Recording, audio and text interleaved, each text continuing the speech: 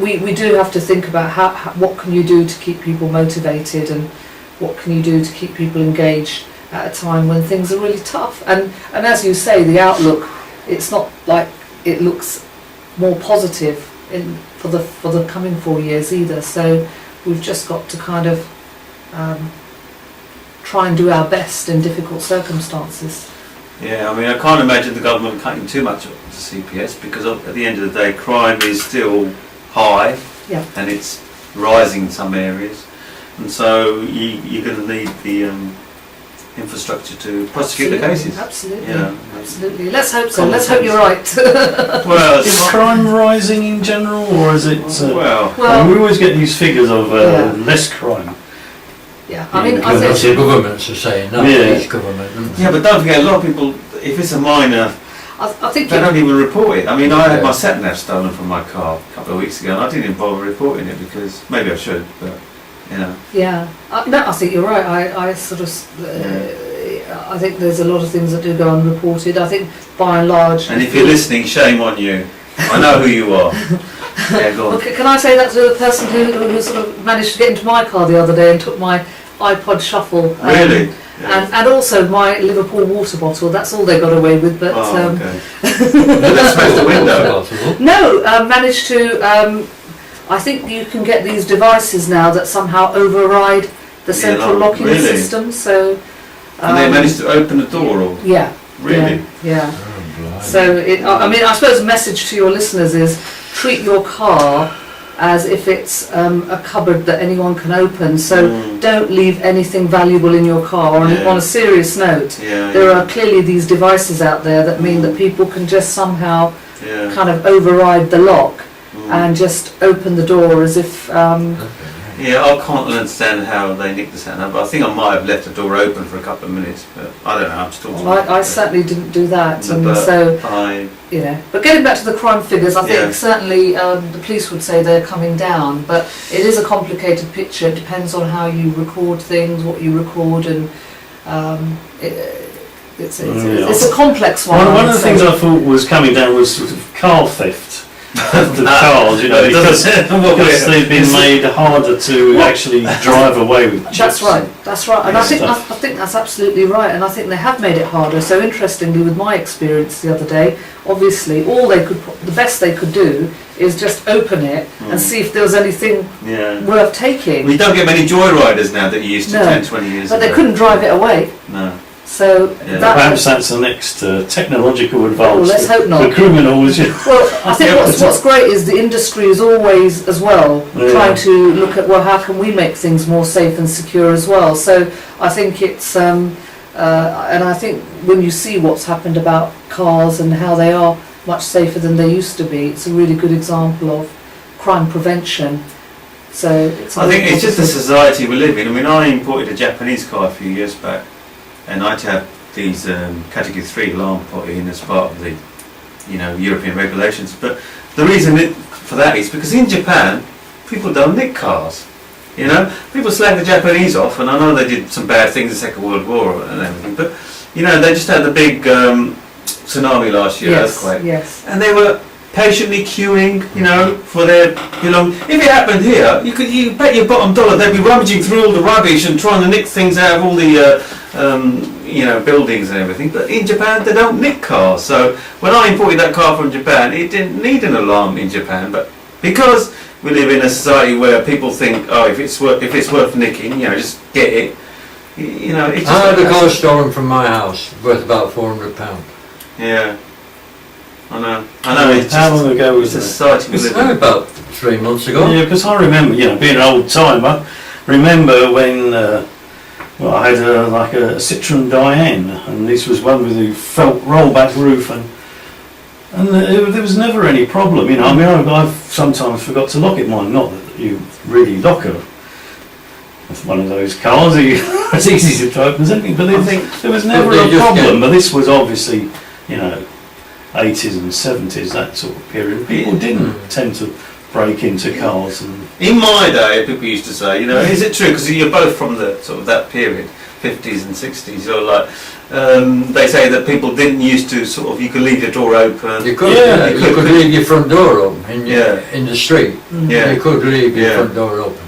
Yeah, you used Really? to. Yeah. My mum used to leave the back door Yeah. open so Yeah. neighbours could walk in. I remember the ladies, typical Coronation Street style. Mm. You know, they'd be the old dear. She'd be out there scrubbing the step.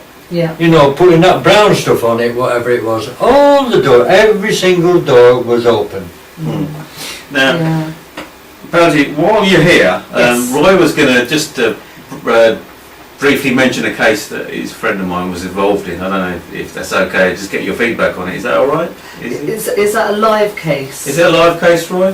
Well, no, he's in jail now. Oh, he's in jail now, so can he The only just thing is- do an over? Do you want to do a little overview if it's over with?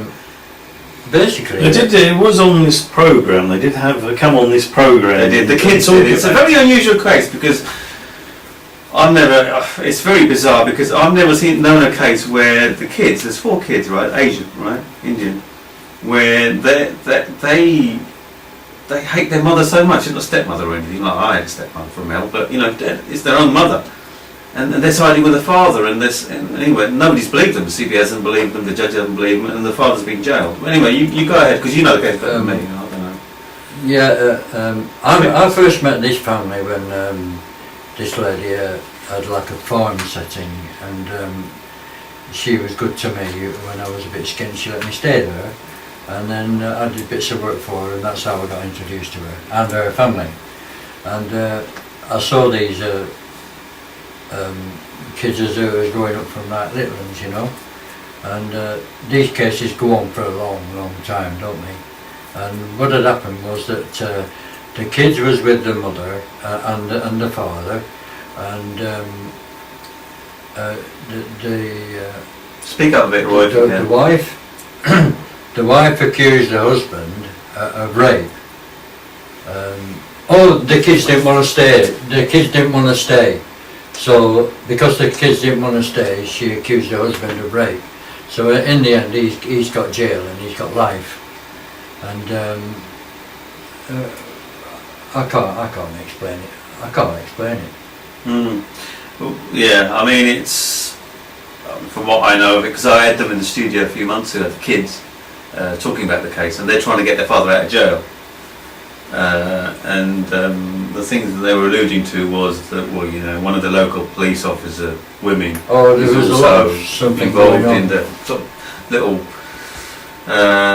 siding with the mother. Yeah, the a bit. wife knew the police. And, Yeah, sort of who you know, that sort of thing. yeah, when she was coming to court, she was doing all this with the eyes, making it look like, make the jury feel sorry for her, you know. Mm.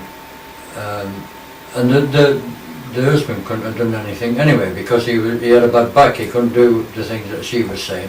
And also, one thing that she did say about, she was being imprisoned in this house of his. Yeah.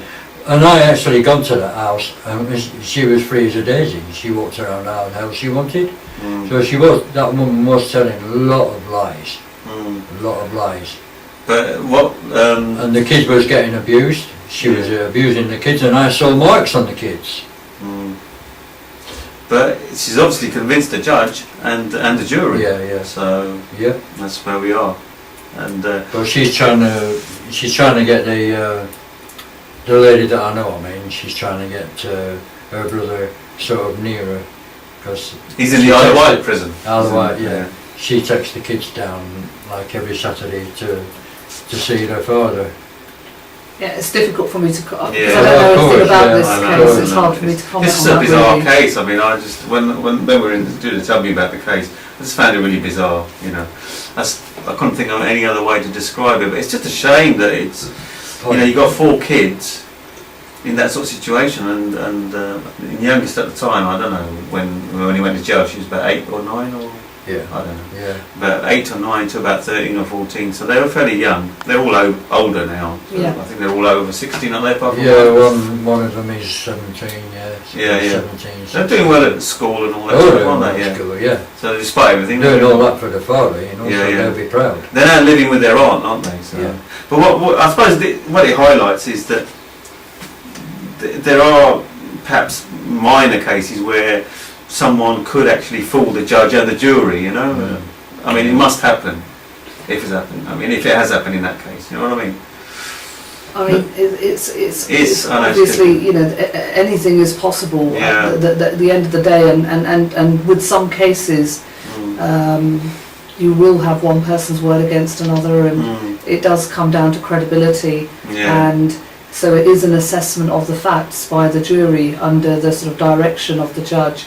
So it's possible, but that's why we tend to, where we can, and it isn't always possible, but we do try and look for, is there other supporting evidence, are there things that will point us away from a particular line of inquiry as well.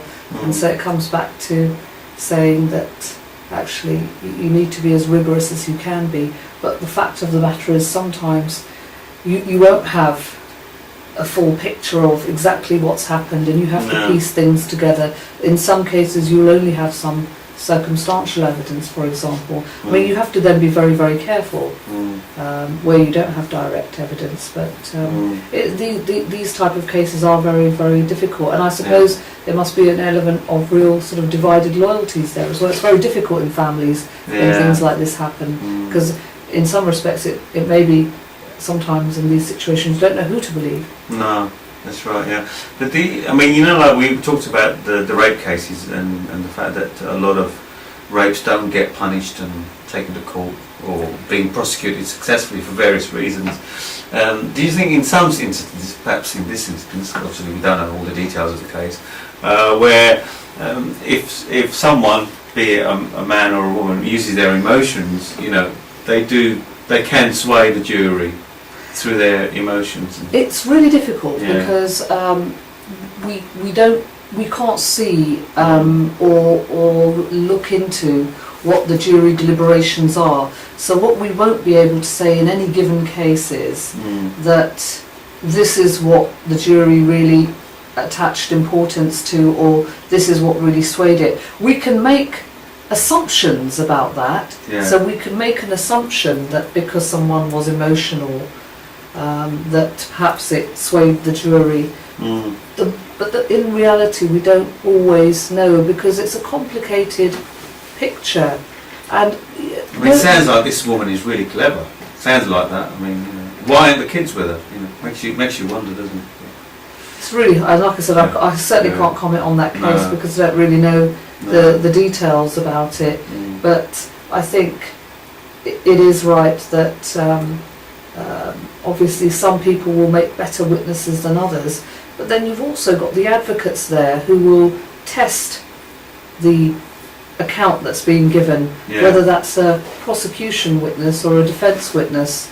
So that's what they're there to do, is to probe and test. Is that what an advocate does? Absolutely. And so what happens is a witness, whether it's for the prosecution or for the defence, they'll give their account of whatever it is they're saying, and then the sort of advocate for the other side will then have an opportunity to really test what they're saying. We call it cross-examination, and that will then help the jury to sort of think, well, hang on a minute, has that advocate highlighted some inconsistencies? Or so it depends on how good your lawyer is, basically. Well, it depends on all of those things. So it depends on I suppose it depends on how much evidence you've got in the first place.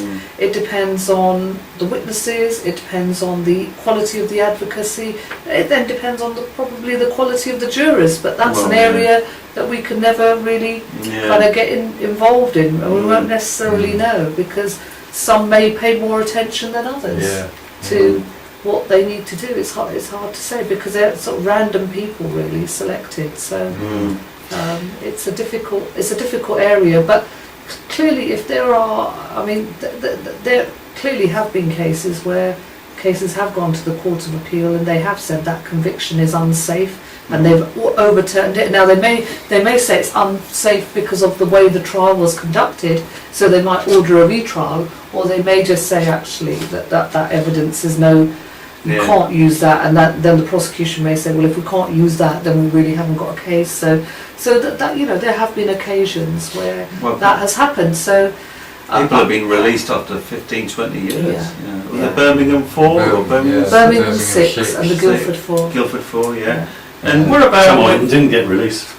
The ones that got hung the earlier years of, Oh, He's well, got yeah, released for well, life. Before. was it Timothy Evans? What about, you know, Yeah. when you get cases, we'll be finishing off shortly, where the person who's been accused of a crime is already been identified, and then he gets found not guilty, Right. but then his reputation Yes. has been tarnished, and then, you know, he's got to leave his job, whatever it is, you know?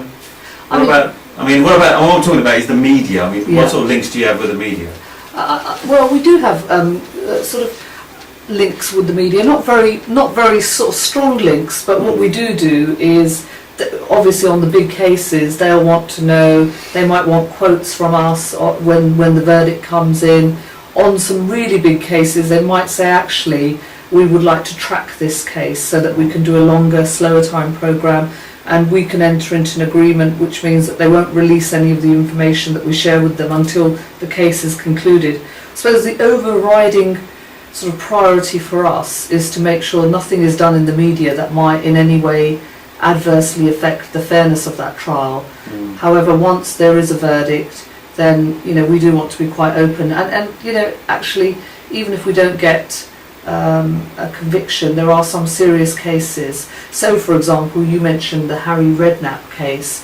There was a statement from the prosecutor saying, okay, we didn't get a conviction here, we accept the verdict of the jury, however, we still feel it was a right and proper case to bring before the court.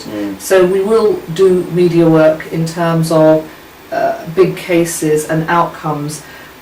We also do media work in relation to some of our policies, because again, what we're very keen to do is let the public know a little bit more about what the Crown Prosecution Service does, how it can support victims of crime, what kind of support there is if they're going to give evidence in court, the fact that we have hate crime policies that are proactive about prosecutions, because again, I don't think a lot of people know what we do, so I think we've got quite a big journey to go on. But you will have seen, I'm sure, the Director of Public Prosecutions, Keir Starmer, he's done quite a bit of media recently. He announced the charging decision on the politician who's been charged with attempting to pervert the course of justice. So we are trying to show the public that we are a part of the criminal justice system and have an important role to play within that,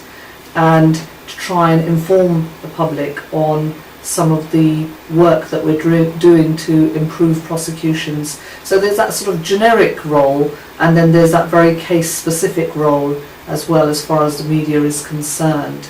And I think that is important, but I think it's really important that we don't do anything ever to impact on a live case and impact on the ability for someone to have a fair trial in relation to that. So you're not qualified, I know you're a lawyer, but you're not could you give advice to somebody? Do your friends say to you, well, what do you think about this, or do you give advice? I certainly wouldn't give advice to friends and family about criminal, if someone's got themselves in a spot of bother or are a victim of... You just speak about it. Absolutely, because you know that would not be right. I mean, what we can do, obviously, is we give the police advice, and we will make charging decisions. So what we can do is do that, but we certainly wouldn't go around giving sort of ad hoc advice to members of the public. I mean, I can talk about how we make decisions and the things that we take into account when we make decisions, but I couldn't say, well, on this particular case, my advice is, if you're a victim of crime, is to go to the police and report the matter, and they take it from there, and then they will link in. And if you're a possible suspect, then you need to get yourself down to the firm of solicitors and get yourself a solicitor, and that's the proper way to do things. Right, and so finally, are you, a lot of these cases, the high-profile cases, the lion's share of the cost seems to be with barristers and lawyers. Do you think they're overpaid? I don't think, I think what people don't appreciate is on those very big cases, Yeah. what a significant amount of work advocates have to do. Mm. Alongside other rationalisations, the sort of fees for advocates is kind of coming down as well. So I think it's probably fair to say there was a time when perhaps people could get paid quite well for sometimes not doing a huge amount. I don't think that that's the case now, and I think it's a really mixed picture, because I think when you look at the junior advocates, they sometimes get paid a pittance for doing quite a difficult job, and they might be sent up and down the country if we're talking about the independent bar, and they have to pay for their own train fares. So sometimes at the end of it, they really don't have a lot. So you can't look at lawyers as a global category and sort of, I suppose, talk about them as a collective, because junior lawyers, I think, and especially at the independent bar, have a really difficult time. I think if you've established yourself as a QC, then you do get well paid, but you'll have done years and years to get to that stage as well. I fought against the QC during an employment case a few years back. Oh wow, okay. Jennifer Eady. Okay. She's an employment barrister. It's probably not in your sort of domain, but there you go. Yeah, up against her, and I won. Oh, Main well part of done. the case anyway, Well done. but there you go. So look, are you hopeful for the future? Anything you want to add? Do you have a website people can go in and have a look at? We do have a website. There's a CPS national website, so Right. if you just typed in CPS, you'd come up with that. Right. Give my own local area, the Thames and Chiltern CPS website, a plug as well. Okay. We've got our own local website if some of your listeners might be on the sort of fringes of London, West London. Yeah. So I think that's, I do feel, although it's a tough environment Yeah. and there's lots of challenges, I do think that we have very much as an organisation focused on efficiency but without losing the quality, and a big part of what we're doing is about how can we improve the quality of what we can do. And I think it's really interesting, when the CPS was set up in 1986, it was quite chaotic. I mean, I didn't join until 1992, but the stories I hear were that it was absolute chaos, and we've really grown as an organisation and improved. So I think we've got a strong foundation, and I think we'll be fine in terms of meeting some of the challenges for the future. So I think definitely glass is half full. Good. It's been about 25 or so years, hasn't it? Yeah. Since it's been going. Yeah. Yeah. Well, look, Baljit, it's been great having you on the show. Thank you. And I It's think been a you've pleasure. opened up, there's some things I didn't know Yeah. before that I know now, and I'm sure you've opened up the listeners' minds, and I think Yeah. Roy and Jeff have been very enlightened by your appearance. Thank you. So, yeah, great having you on the show, and maybe sometime in the future we'll meet again soon. And good luck with your very important work Thank that you you're very doing much. on I behalf enjoyed it. of... well done to Thank what you. you've achieved as Yeah. well. Thank you. Alright, we'll take a short break and then we'll be back. And take care. Okay. Right, yeah, we're off now, so you can talk. Okay. Okay. Thank you very much. Yeah.